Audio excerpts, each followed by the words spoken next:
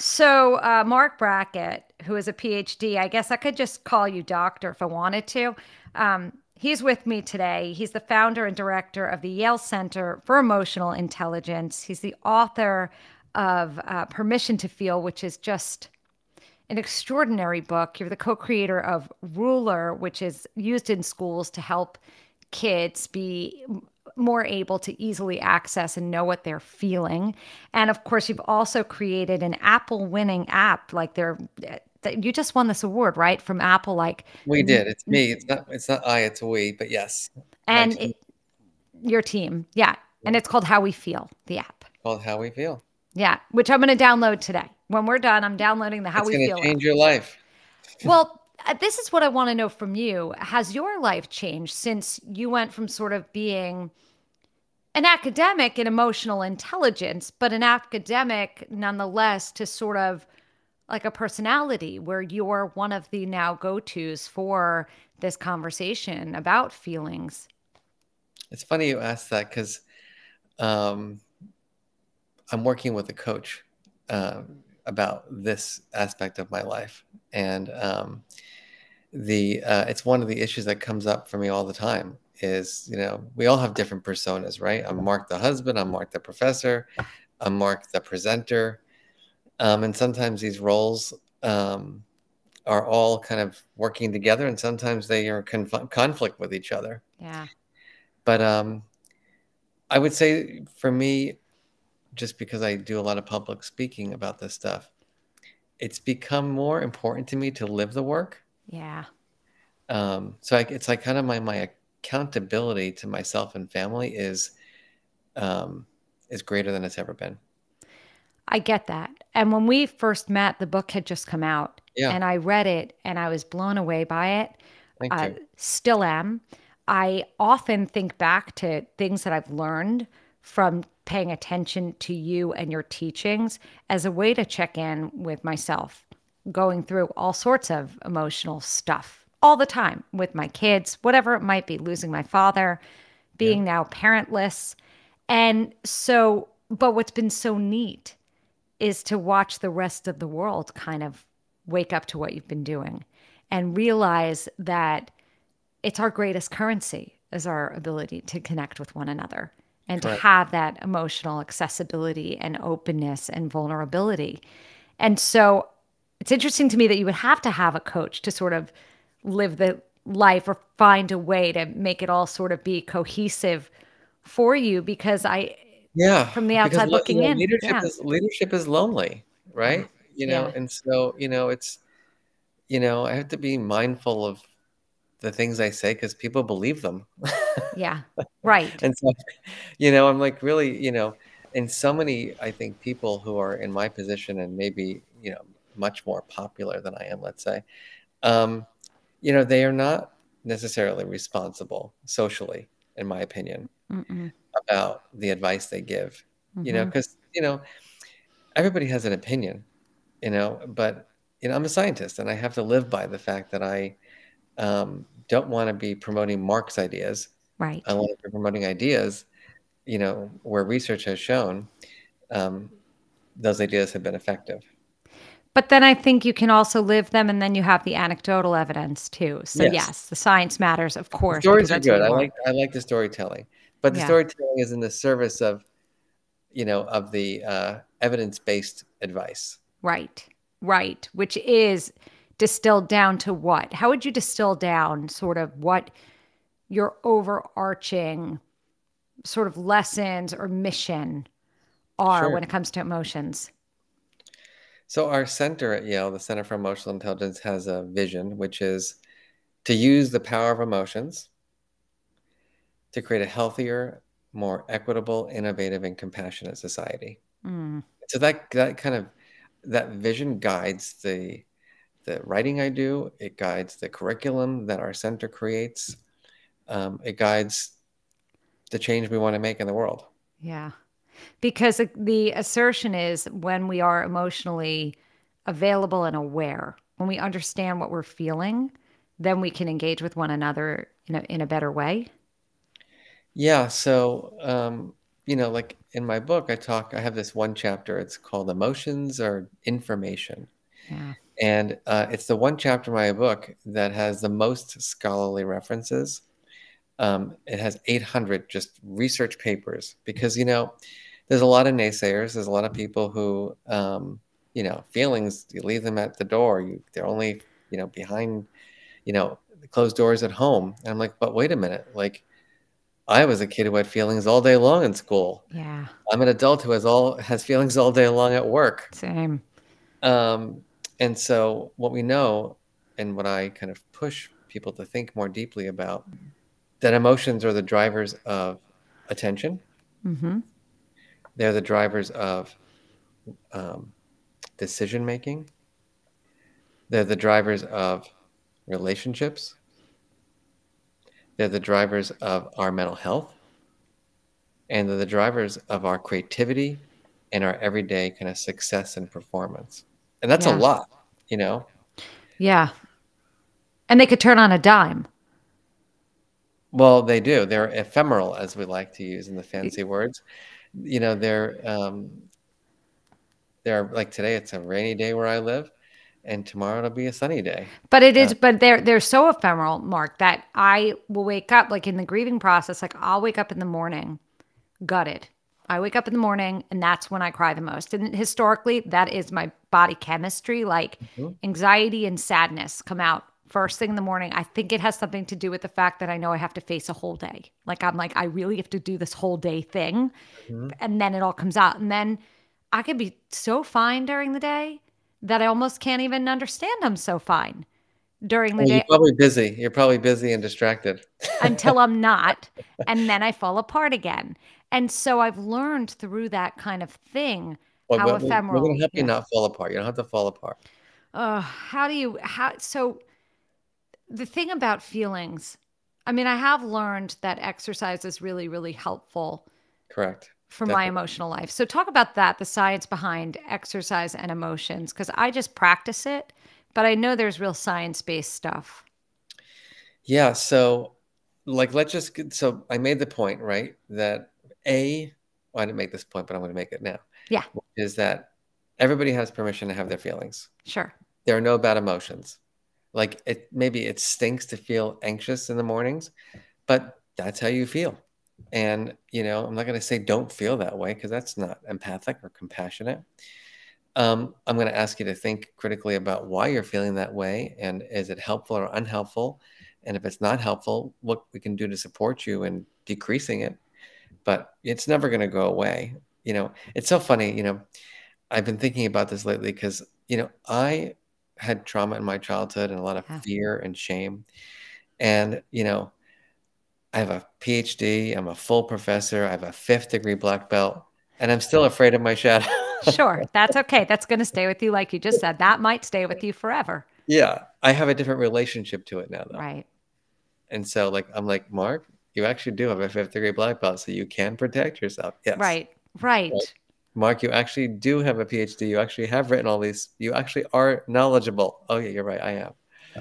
Um, but so we give ourselves the permission to have our feelings. We understand that emotions are the drivers of so many aspects of our lives. And then the question is, all right, so what do we do with all these feelings? Right. And that's ruler. That's the skills of emotional intelligence. It's about being accurate at recognizing my own and others' emotions. It's understanding those feelings, where they're coming from. It's having the words to be clear about those feelings. Because you say you're anxious, but I'm going to push you on that. It Okay. could be stress. Yes. It could be worry. Yes. It could be overwhelm. Yes. It could be pressure. Yes. It's all of them. It is, but they're all different. Huh. And the solutions for handling them are different. But most Right. people don't really think that kind of specifically.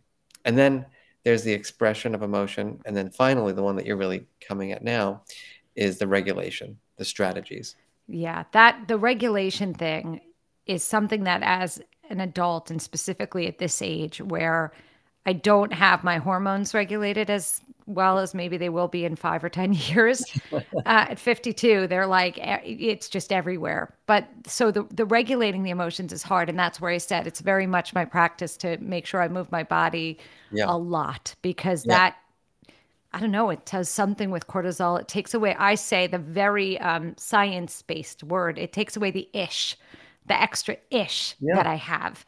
But Well, it it's produces other chemicals like endorphins that right. generate more pleasant emotions too. Right, which is what I'm hoping for. But what you just said is so wise. And I know that your default is to say it's all based in science, but your application of it is all Mark. And that's what separates you from sort of just somebody who's researching and Mhm. writing a textbook. I think your superpower is how emotionally connected you are to all of it and how you do live it. So I you get try. it, right? And Well, so, yeah. yeah, you're not kidding. You know, No, you'll I see. know that in you. By the way, I totally know that about you. I know that from when you got your puppies. I know Mhm. that from sort of how you express yourself on social media Yeah. and kind of that child that was terrified, that's less terrified, though still terrified, always lives in you and reminds you kind of the who that you are. Just is that way. And as you said that, having now, our model of emotional intelligence called Ruler, which is now in about 5,000 schools across the United Incredible. States and other countries, It's reaching, incredible. well over 4 million children and their Wow. teachers and parents. Yeah. Last night I gave a speech here at a large district in Connecticut. And, just looking out, I was like, I've done this talk so many times. Oh my gosh, I really can't believe I'm giving this speech. And of course, I try to make it creative and fun. Sure. But I think here's little Mark who really struggled and was a failing student. Um, and I feel blessed to be where I'm at today. But I Yeah. was looking out at the audience and looking at some of these parents and the questions they were asking me. I'm thinking, you know, there's like this district represents 10, 20,000 children, all of whom, right, can be positively impacted Yeah. if their parents take this work seriously. Right. Right. If their parents take it seriously. And that's the variable that you can't control. I can influence it though. Right. I can try to move people through the presentations, write the books, develop the apps. And so that's what I'm interested in. Interested in really giving people the tools to take these esoteric concepts and make them practical and helpful. So this is what I've been trying because what you said about is it anxiety? Is it pressure? Is it stress? Is it sadness? Is it all these things? And yeah, it's a myriad of different things at the same time that I kind of have been preparing myself for. I've explained this, and in part, on social media, I share my grief and my stress Hmm. quite openly because I just want somebody else. Like, I don't want my suffering to be in vain. I really don't. I want somebody to click by and see themselves in me, see that, like, here I am still showing up, even in the depths of despair and the most stressful time in my life, the most difficult time in my life. Hmm. And I isolate like you're talking about. I'm a student. I'm a forever student. And I isolate out. I'm like, okay, I know that there's panic and worry and stress Hmm. mixed with unbelievable grief. So how can I deal with this? I've isolated the problem, right? I understand it. I know what's going on. So my philosophy is to keep doing. Even if I start crying, just keep doing. Just keep Yeah. going. Just keep moving. And is that an okay thing to do? Because somebody was like, "No, you need to take the time off to properly grieve and to deal with the blah blah." And I'm like, my way of dealing is action. Like, inaction for me makes everything worse. Yeah, I think no one should be telling you what to do. Thank you. That's really what differentiates our approach to teaching this stuff. Yeah. What I want to do is be a compassionate emotion scientist with you. Hmm. I want to listen to you and learn about your experiences and see what works for you that supports you. That's the goal of this work, Yeah. and those although there's a lot of variables going on here. There's you, the person, Jenny, and Yeah. your kind of personality. There's you, Jenny, your cultural and religious and racial background. There's, your context, what are you regulating for? It's about grief. It's about, Hmm. if you lost a friend versus your father, it's a different experience, right? Yes. The strategies might be different. Yes. And so I really want to, I'm an advocate for people not being in the knower mode and being always in the learner mode. Yeah. You make many fewer mistakes when you're in learner mode. Yes.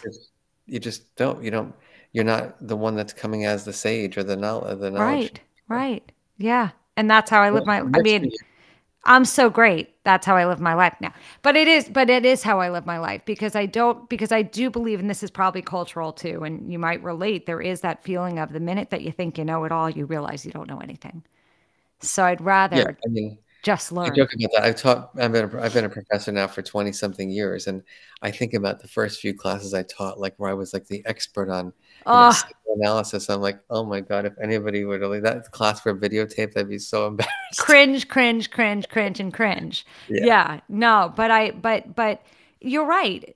We have to have enough, if we do the work, you have to have enough understanding that you get to choose how you want to process and deal with your emotions. And especially if you've taken the time to pay attention to what they are. I mean, Yeah. I live a sober life. I always have. It's not out of addiction. It's out of the fact that I could never metabolize alcohol and I'm a control freak. So I've You never, go everywhere. right? So like I've never been, so I don't have the traditional numbing device. I have the internet and I have work, but I don't have like so I kind Well, of, and so what I gather for you, it used to be food. only in hindsight do I know that it was food, Mark. It's the strangest thing. And I don't know if this is cognitive dissonance and I'm not sure what it is. But if you asked me if I could tell you a time where I knew that I was eating for comfort when I was heavy, I can't. I can tell you now. I could tell you now that yesterday I ate bread all day and that was the only thing that I wanted. And I know it's because of whatever is going on. But back then when I was eating whole pizzas, I didn't have any idea of the reason. Hmm. Yeah. I only have one, Well, experience that I know that it was somewhat disordered and comfort well, where, yeah. in the moment, you're not making, none of us are making those connections generally, Okay. right? It's like, because they're the automatic habitual ways that it's automatic subconscious. Yeah. Part of that, like, now that we'll get like the sciencey piece come I out, like it. Yeah. a big goal of healthy emotion regulation is taking automatic, unconscious, unhelpful strategies and replacing them with conscious, deliberate, healthy strategies. It's so hard. It's really hard, but it's hard because we don't give people an emotion education. Right. That's why it's hard. Right. It's not hard. If you came, I was, because of COVID and everything, we didn't get a chance to visit schools. So now I'm back on the road, and I went to visit schools in Harlem, New York, and Bensonhurst, Brooklyn, and So cool. Staten Island, Yeah. and all over the city and other places, Yeah. Nanuet, and blown away by, you know, kindergartners, third graders, fifth graders, ways of thinking about how they feel, like Mm-hmm. comfortable talking about it, sharing strategies that work for them. And so, but I didn't have that emotion education. What I did as a Mm-hmm. kid without realizing it is I cried alone. I ate food, I yelled and screamed. I repressed, suppressed, the story. I do. Because you don't need to get a doctorate in those strategies. No, no, no. They just have, right. But the doctorate is helpful to understand how to build habits. So, like you just said, you don't automatically go into those destructive Well, places. you'll appreciate this quote. It's my favorite quote that is a guiding light for me in terms of dealing with my emotions. Yeah. And it's by Viktor Frankl, who I know Okay. you know, the book Man's Search for Meaning. Mm-hmm. And here's the quote: between stimulus and response, there is space. In that space lies our power to choose our response. Mm, In our response lies our growth and freedom. mm. And so, I think the pandemic, all the craziness happening with politics and society, right? It's like we're like trigger, react, trigger, react. Everything. There's no space. And what we have to help people do is build that space so they don't react subconsciously with the automatic unhelpful strategies, and they can be more deliberate about choosing the healthy strategies that help them with their well-being, help them with their relationships, help them achieve their dreams in life. So, how do we harness our sort of trigger response so that we allow this space? Like, how do you get You got to become more aware of it. right? So, like, I'm sure there's a million things that, make you crazy. A Um, million's a low number, but yeah, yeah, exactly. Like, I have the little, like, for me, the mornings, I don't wake up anxious in the morning. I wake up irritable, and I wake up um, with, like, I'm usually having like an existential crisis, like, sure. what's the purpose of my life and what am I doing It's this so for? And fun. it's Yeah, like I look at my calendar, I'm like, why am I having that meeting? I could be more productive. I should be writing. Whatever I'm doing, I shouldn't be doing. of course. And then I have a cup of coffee. It's like a big deal for me. I have a fancy espresso machine that Love I that. love in the morning, and I look at it and I watch the crema of the coffee. And I like to be alone, and I don't like to talk to people. And then if my partner gets up in the morning with me or my mother-in-law is here and they want coffee, I'm like, "No, I don't make people like, we don't do coffee together." Like, it's just not the way it operates. And so, like, but then during the pandemic, I don't think I shared this story with you, but my mother-in-law got stuck here because she's Hmm. from Panama, and she came up at the beginning of March for a wedding, and lo and behold, no flights back to Panama for 7 freaking months. And so, like, month 1, "All right, Irene's here, yay, I can brush up on my Spanish, and it's fun, and, it's fun to have her in the house." May, June, July, I'm ready to, like, I'm like, "I need to find a billionaire to fly this lady home." Right. And so my point here is that I needed to really change my relationship with my mother-in-law because she Hmm. became a trigger for me. Hmm. Because I was just like, "I don't want this lady in my house." Right. Um, and it was hard, but that's life. Like you said, every day is a new emotion. Who knew there was gonna be a pandemic and your No mother-in-law was one. gonna get dropped in your That's house a for lot. By the way, it's a lot. That's a lot. And change, yes, and that's an actual like an impermanent change in a sense. And then if you take that to other aspects of life, at some point, like you lose someone, relationships all around change because of that dynamic. Yeah. So then you have to change those relationships and then new triggers emerge. It's gonna be for your whole Endless. life. Right. You're never not gonna be without things that are gonna activate you. So, like, one of the things, um it's funny because 'cause I'm working on another book now, and I was interviewing the singer Jewel, who you might know. Of course, I think I've met her. Yeah, I've she's heard of lovely. her and I've interviewed her. Oh yeah, Yeah, she was a phenomenal interview. She's so smart. and so we were talking about emotion regulation, Yeah. and she's become a master at it, and I'm just blown away by the way she thinks about it. So cool. And one of the things that she said to me, which really resonated, was, the one thing that, the law of life guarantees is change. Yeah. Like, life goes forward. You can decide if you go forward with it, but life is moving forward. You're aging every day. Hmm. And I really appreciate that. And I thought about it just last night as I was giving a speech. It kind of like came into my consciousness around triggers and emotions. You can hang on to the trigger. You can let it saturate you and boil inside of you, and you can react to it and like rip everybody to shreds or rip yourself to shreds. Or you can recognize that that trigger is impermanent, change your relationship to it, and work towards, managing it more effectively. And so, given that life is guaranteed to change, does it really make sense to cling on to this trigger? No, but sometimes we do lose ourselves and or lose control. and do become activated. And Yeah.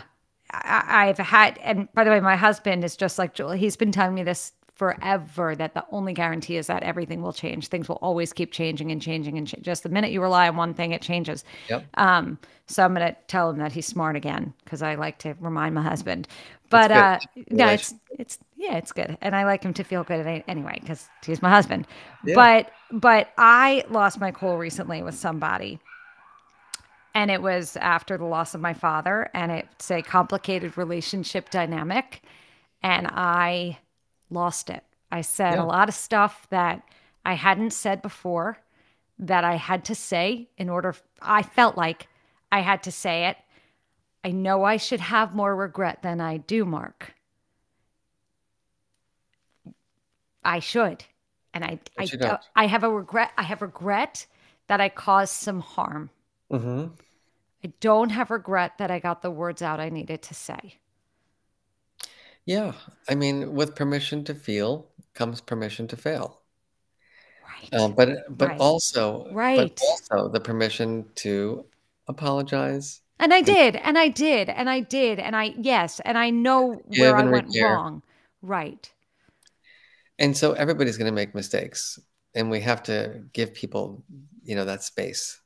Yeah. Um, but the good thing I think is you are thinking about it. So I have even been. though you may not regret it and you felt you need to get it out, it's still resonating with you and sitting with you. So Yes. my hunch is that you're subconsciously saying to yourself, I might have been able to do this in a slightly better way. Yeah, for sure. But see, it's like I spent my lifetime being this. I've always been a good girl. I've always been a good girl. I've always been a kind girl. And at my core, I am kind. I don't want to hurt anybody ever. Like Mhm.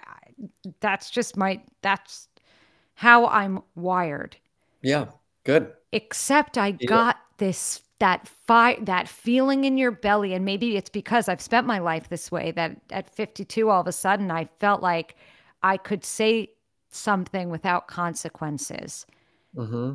You can't really say There are always something consequences. without consequences, right? But in the moment, Probably the yeah. person that you had that, thing with, my hunch is they probably have said things and done things, that they could have done a little better too. Yes, well, yes, yes. Well, this was, And s yes, that's the attack was not unprompted. The attack was not, exactly. it was a built up rage that I had withheld out of respect to someone else who's no longer with us. Yeah. And so when he was gone, I was able to say something that I hadn't said out of Mhm. respect to him, Sure. which is a new And then, territory for think me. about this, Yeah.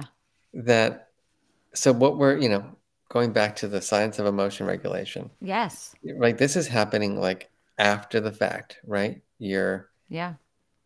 And so the question I have for people is what where and when did things go wrong in that relationship? Like, what was the first sign of something that person did where you could have nipped it back then? Do you follow? Like, I do. I do because we're so follow. conflict avoidant, Yes. it's like we don't wanna feel unpleasant feelings, so we Oh, just yeah. ignore it. Yeah. And, like, it'll always come back, and smack you in the tuchus. My son says that I am the most conflict averse person he's ever met. Like I have a really hard time with conflict. So acknowledging my own feelings, fine. Great. Expert, really good at that.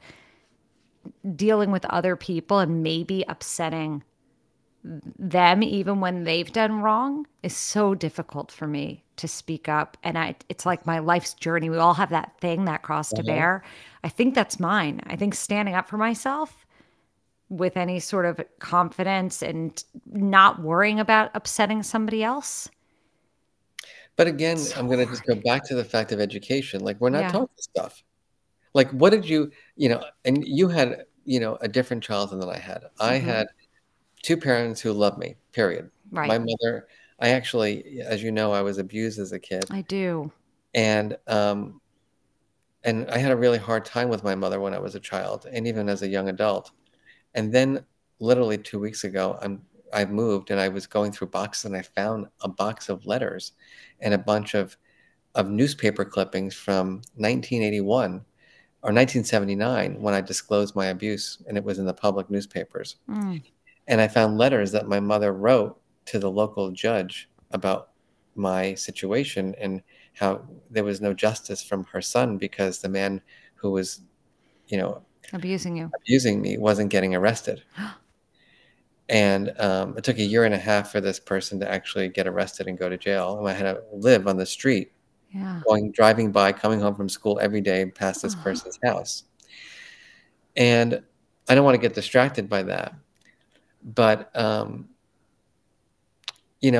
my mother did not have the resilience, to deal with it. She was having breakdowns every day. She was, really anxious and overwhelmed and scared, and rightfully so. Gosh, look what was happening to her kid. it's our child. And my father grew up in the Bronx, poor and lots of dysfunctional relationship with his parents and, a lot of anger. Yeah. And so like, all right, so where am I learning the strategies? Not there. Not in that house. Yeah.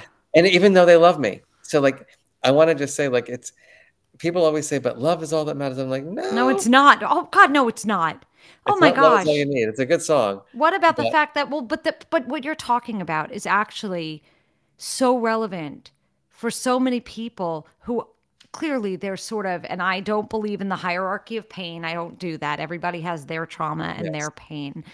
But on the surface, I see you and what you went through. No child should go through that. It's abhorrent and vile and awful. And it Yeah. it's actually heartbreaking that you went through it, and how extraordinary that you are, that you got to the place where you are today as a functioning person. Like it would have been enough if you just, I don't know, coasted.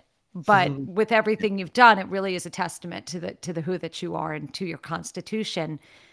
Well, But and to the millions of supports, but like, and support. I'm not diminishing the people in your world yeah. and the people who made a difference, and of course, but we look at other people's lives and people's experience and think they had it a certain way because of Mhm. what is shared or what is known. And I didn't have an idyllic childhood.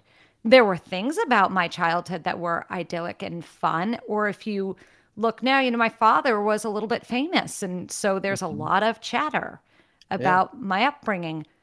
But that wasn't my upbringing. right. And that wasn't my adult life.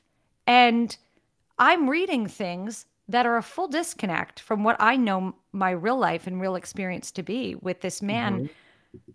whom I loved beyond loved, knowing full well all of his greats and all of his not so greats. Yeah. And right? And so there's this weird sort of how do you Well, I think almost like experience the full loss or the full person when from the outside looking in other people are kind of putting things on you that aren't really so. yeah, I mean, that's everybody's got their story, right? Was Yeah. what you're basically saying. And everybody, thinks the grass is always greener and that, my students at Yale, and I know you had a son, right? Who Yeah. was Yale. I Um, still do. He's at the law school now. look at you. Yeah. Oh yeah, And it's a lot so, of nachis over here. My yeah, daughter's she went to Michigan and she's working and she's amazing and they're both great. But yeah. but it's interesting going back to, people's lifestyles. I didn't grow up with even know what Yale was, and I'm a professor there. Yeah. And then I teach these students who all I think, oh my gosh, they're all going to be, superstars because, they're at Yale and I mean, Yeah. to get into Yale when you're 17, that's a big deal, or 18. But, the truth is that they're living with very similar experiences. Yes. Yes, they've reached a level of academic success to get to where they are, but that doesn't come without costs. Mm-mm. And the anxiety, the stress, the envy that I've witnessed is toxic envy in terms of this one studies better, faster, this one has more connections, this one, Mm-hmm. this, everybody's just endlessly comparing themselves. Mm-hmm. And so, I sadly had abuse. Other people had famous parents, Mm-hmm. that they weren't around enough to like even, play ball with you. Other people had people who were parents who were just fighting and yelling and screaming and drinking all night. Right. It's I don't think any of us because these concepts of emotional intelligence weren't salient. No, not at all. Grew up with parents who even thought about it. I think weren't we the generation? I mean, I don't know how old you are. I'm 53. Oh, you're my age. So yeah, I'm going Yeah. to be 53 in February. Yeah, we are the emotionally abandoned generation. I mean, no, like we are. Like I didn't realize that until I saw it on TikTok, and then someone had TikToked it, and I was like, I called my best friend, and I was like, oh my God, Debbie, this is the answer. This is why you had a Yeah. breakdown at 23. Like we were Right. And then cracking the next up. generation is like, like, I don't want my child to feel any unpleasant emotions. Dude, I mean, my kids, they have been, I am really proud of my children for how they have handled the past 2 years of my father's illness because we live in close proximity to where he Yep. lived. And so his relationship with my children was much more of, was a much closer dynamic than what we think of as a grandparent Yep. because they were day in, day out and were there when he died. I mean, it was a real, and the two of them have been so open and aware with sort of the stuff that this has kicked up. Now you're right. There's a lot of feelings in my house. We are a big house of feelings, and that comes with some things. But the day my father died, my son said, I have to go take a walk to the turtle pond. This is like a random pond that's like, a quarter of a mile from my house because he needed a place to have space to feel on his own. And of course, I followed him because I'm the overbearing Jewish mother. But we have still been talking about sort of that mechanism of finding our way through, like identifying what's going on and finding our way through the feeling. And none of it's perfect, but at least with this generation, the one after ours, Yeah. there's an openness to learn, right? Like maybe not to have all the answers. I don't have them. He doesn't have them. My daughter doesn't. My husband doesn't have them. And we fly off the handle. I mean, we make all the mistakes in this house, Of course. but there's a willingness to check in with it and say, like, am I having this because I'm ashamed of something or because it's a real feeling? Because there's all those, it all can get convoluted, which is why it's so like this app. Can you tell me how the app works, the How We Feel app Yeah, works? of course. So, as I said, there's these core principles. Mm-hmm. Permission to feel. There's no such thing as a bad emotion. Emotions are data, they're information for all aspects of our lives, learning, decisions, Mm-hmm. creativity, performance. We're going to strive to be curious as Yep. opposed to critical. We're Yep. going to be scientists, not judges. Yep. And then we're going to work on these skills of being aware of emotions, understanding our feelings, having their precise words, finding ways to express them in healthy ways and regulate them in healthy ways. And so I was very fortunate that during the pandemic, or the very early stages, the founder and CEO of Pinterest reached out to me. We have a mutual friend, and he Mm-hmm. had read my book, and he's like, I'd like to take, can we work together? Mm. And I was like, yeah, that would be really wonderful. And so we built a relationship, and then he and a bunch of volunteers from Pinterest and I and a bunch of my team at Yale worked together for 2 years to build an app to teach emotional intelligence. And as you said earlier, we won an award from Apple last week. 1.4 million apps were built and put up in the Apple Store last year, and we were one of 15 that got an award. And it was really fun to be there and meet Tim Cook. Oh my gosh, yeah. But the app is designed to help people have a journal for their well-being. And so it starts off with a tool we call the mood meter to build emotional self-awareness. That's at the heart of my book. We give people 144 emotions that they can use to be more precise. So anxiety versus stress, pressure versus overwhelm. Yeah. Then you get an opportunity to journal. You can take 10 minutes and just journal if you want. If you I don't have time love to do that. that, Yeah. you can tag your feelings with things like who you're with, what you're doing, and where you're at. And then it analyzes your data. So you put reminders and you say, I'm going to check in 3 times a day for a month or a week. It analyzes your data and says, oh, look at this, Mark. You've been, feeling down and sad and disappointed at this time of day with these people. You've been excited, with these people. You've been calm and content with these people when you're doing that kind of work. And importantly, it offers you strategies to help you manage. So we filmed experts, Mm-hmm. and we have, remember you asked about buckets of regulation? So this is Yes. a good opportunity. So there's the stuff that we've been doing a lot over the last couple of years, like breathing and mindfulness exercises. I'm a proponent of those exercises. I think they're insufficient, right? Like, Yes. when my partner and I are like ready to rip our heads off, I can breathe all I want, but I still have to have the car. I'm right there with you. I don't, yeah, yes, yes. It's only for me, it's good in like a real panic attack. I do the breathing so I don't, Yes, it drop, helps. but that's, yeah, And it helps you to be more present. sure. I mean, very helpful. But there's more. You got to learn how to manage your thoughts. You got to shift your cognitions. You got to know how to go from self-criticism to self-compassion. Mm-hmm. From being the blamer in your head to the reframer. Yep. Oh, Then social blamer strategy. to reframer is like, could be applied in so many ways. It's genius. Go on. It's a big one Yeah. because it's like, we oftentimes just don't want to be accountable, and we just say, no, it's your fault. Why'd you do that? And, why are you so late? Instead of saying, I wonder if there were traffic. Right. Yeah. No, on You every know, level, that's blamer, reframer is great. Yeah. Then there's the social strategies, like just reaching out and having a conversation with someone. There's the physical activity, which we know is super helpful. There's like healthy distractions, like journaling and, doodling and stuff like that. Maybe taking a little walk outside. And so we have videos that we produced to teach people these strategies so they can use them whenever they want. So cool. And it's free. That was the big deal. Great. So because of a generous donation, it will always be available for free. Oh, wow. And right now it's on iOS, Yeah. and it'll be on Android in January. Yeah.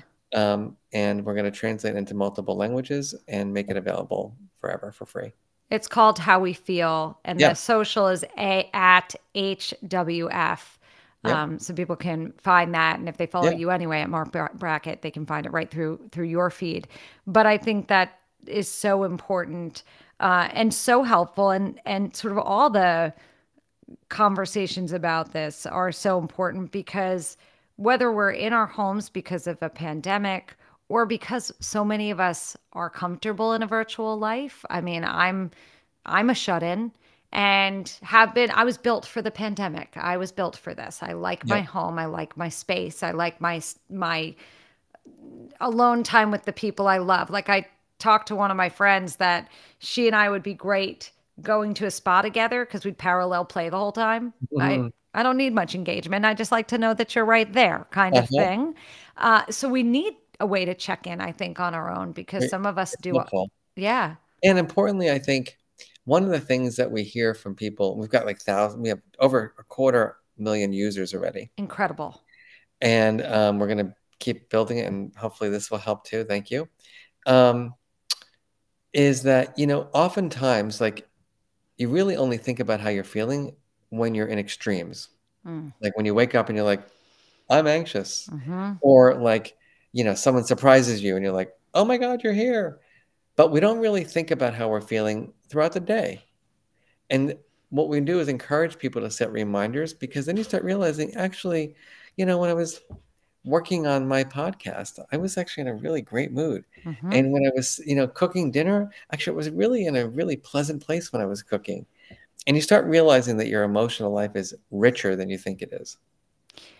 How do you deal with, or how should one deal with, having to be in circumstances or with people they don't want to be with but have to be with? How do you regulate emotions in that? Because it's really lovely to say, well, if you don't want to be around someone, don't be around them, or da Yeah. da da. But life isn't so friendly in that way. No, We don't always get to. I don't know anyone who only surrounds themselves with people they always like all the time. no. So there are strategies. Um, I have an aunt who drives me out of my mind. She's the type where, she's a successful woman. She has a beautiful apartment in the city, and we go there for dinner, and she's like, "What are you doing?" And I said, "Oh, the candles are on the table. I'm lighting the candle." She goes, "Those are for real company." You know, I'm like, "Okay, well, can't wait to have dinner with you next month." Oh, Um, amazing. and so I've learned to, like, only have dinner with my aunt a couple of times a year. Right. The second is if it's a big party, I will make sure I'm sitting on the same side of the table, 3 seats down, so I don't have to look at her for the whole evening. Right. But Right. there are little tricks you can do. If they work. It's true. I love that though, because it's And honest. one of my favorite strategies that I had to use with a lot of people in my life, including my dad, I call it distancing. And so here's what it is. Like, do you see how we're filming right now and Yeah. we're in little boxes? Yeah. And so when I'm with someone who is like making me uncomfortable, or maybe they're just being not nice or kind, Yeah. I make it into a movie. So I depersonalize it. I pretend it's a television screen Yeah. and I watch it and I'm like, gosh, this is fascinating. This is like a study. I'm learning so much about this person by watching this video right now. And so it's not like that person, is penetrating me with their toxic energy. Yeah. I'm observing it, Yeah. and it totally changes the relationship and the You feelings that you have in those moments. you realize you reframed. Yes, it's a reframing technique. Yeah. Which is one of It's the a, it's a, best it's a, techniques. Yeah. it's a creative one because what Yeah. you're doing is you're distancing yourself psychologically in that reframe. Yeah, but that's also like when I was a kid, I knew I had to, in order to like emotionally distance myself at one point from my mother, I had to move away. Like that was, I had to do Yeah. the physical distance to get that emotional distance. But as a grown up, yes, that's a really good tool because in the moment you can sort of, I love that. I love that in practice It's a because you're great still one. there. Yeah. You can't leave the situation. No. I had this. I was checking in, and this is the best ever. I was checking into a hotel in Australia. I'll never forget this because it was a little country town in Australia, and the bed and breakfast was a bar, and so I go to the bar at like 1 o'clock. I got really late, and the woman who was owner was wasted, Oh gosh. and she knew I was coming to visit a school where her kids went that she hated. And so she decided at 1 o'clock in the morning, knowing that I was there to be like the teacher for the teachers, to like tell me everything that was wrong with her, that school, and how she, blah blah blah. And I'm like, lady, in my head, I'm like, you got to give me the key to my room. I've got to go to bed. Now. Yeah. I am not going to be able to like deal with this. And so I decided in that moment to make it the movie. I'm not going to allow this. I can't deal with this. Putting it into a movie. And so it works. And then as soon as she got exhausted, I just said, I hear you. And let's talk about it tomorrow, but let me have my key. And you got out. And you got out. It's But really right. And then what the next day did she remember? no, of course not. She was totally, and I just avoided her, then that's part of regulation, right? It's like, I don't need to like, if it's your family, yes, you got to have the That's right. holiday dinner. But the lady who owns the bar, like, Yeah. I'll use the other entrance. That's right. I think that's one of the things that that's one of the upsides of grief is that you have societal permission to do what you want in a sense. And if you don't want to be around certain people, you don't have to. You're like given that.